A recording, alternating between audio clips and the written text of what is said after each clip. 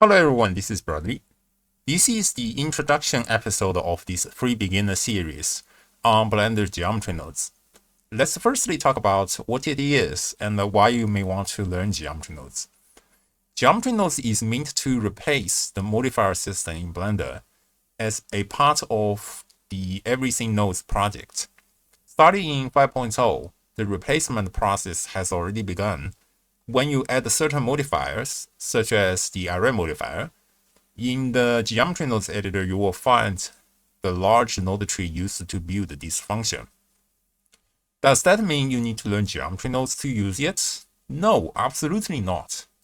You don't need to know how to build a car in order to drive it. Just like you didn't need to understand Blender's code to use the old array modifier before the replacement. So why you may want to learn geometry nodes if you don't need to know how to build a car? Up to Blender 5.0, geometry nodes is strong in two major areas: instancing, like a particle system, and the deformation with more freedom. For example, you can create a procedural flower. This is instancing and deformation of all these petals. Growing lots of flowers or trees is also instancing and deformation. Knitting effects, instancing and deformation. Procedural stylized explosions, also instancing and deformation. Shield attack visual effects, instancing of particles. And yeah, there are lots of possibilities with the current toolset. And as a node system, everything is procedural. You can tweak parameters yourself or even change a general seed to alter the entire look. Although we may still be decades away from matching Houdini in both functionality and performance, Blender is constantly evolving. Overall, if you are interested in motion graphics effects, procedural modeling, or visual effects in Blender for CG movie, geometry nodes may be a tool you want to learn and use. This is also a good opportunity to learn geometry nodes because we don't have as many nodes as Houdini yet. In the future, we may have more complex and abstract systems that make learning more difficult. On the other hand, I always encourage people to use group nodes to speed up workflow. Blender nodes are more low-level, allowing users and even developers to build complex functions and share them as assets with the community. As I mentioned earlier, you don't need to know how to build a car in order to drive it. Nevertheless, while you can have many tools available to help you, you shouldn't forget the basics of using those tools. For example, no matter how advanced a vehicle is, you still need to know which pedal is the throttle, which is the brake, and how to turn left and right with the steering wheel. That's why I'm preparing this beginner series. Having assets doesn't mean you need to forget the basics. I treat learning geometry nodes like learning a language. You need both vocabulary and grammar to construct the sentences. This beginner series is meant to be a basic grammar course, teaching techniques you should keep in mind whenever you use geometry nodes.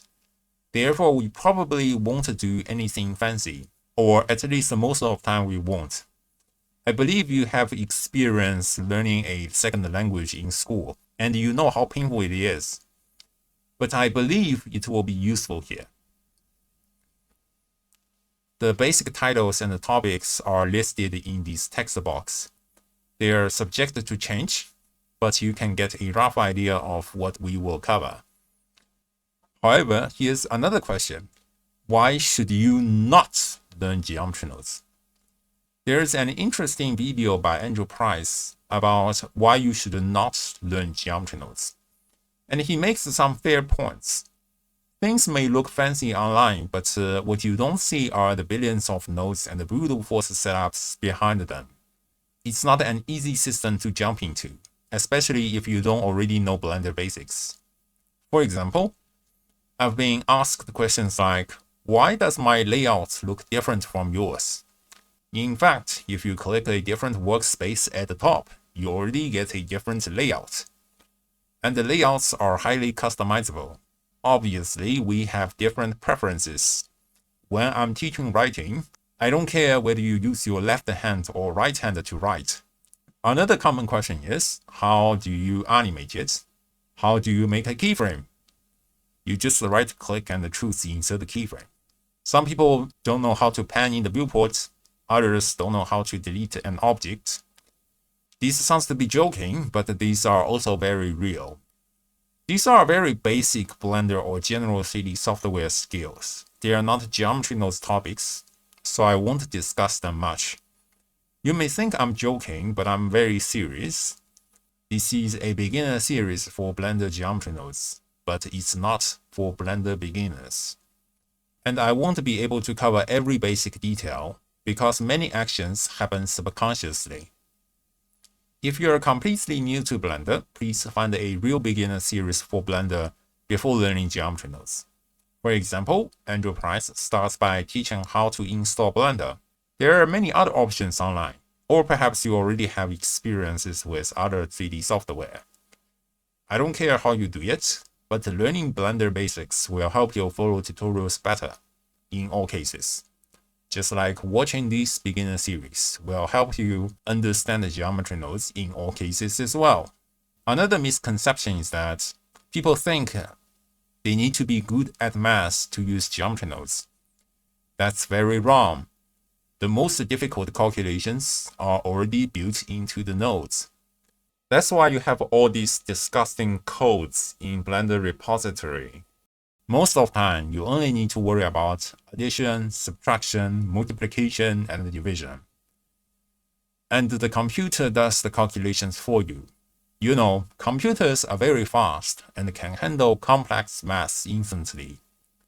For other math concepts, I've either already made tutorials about them or will discuss them in the future.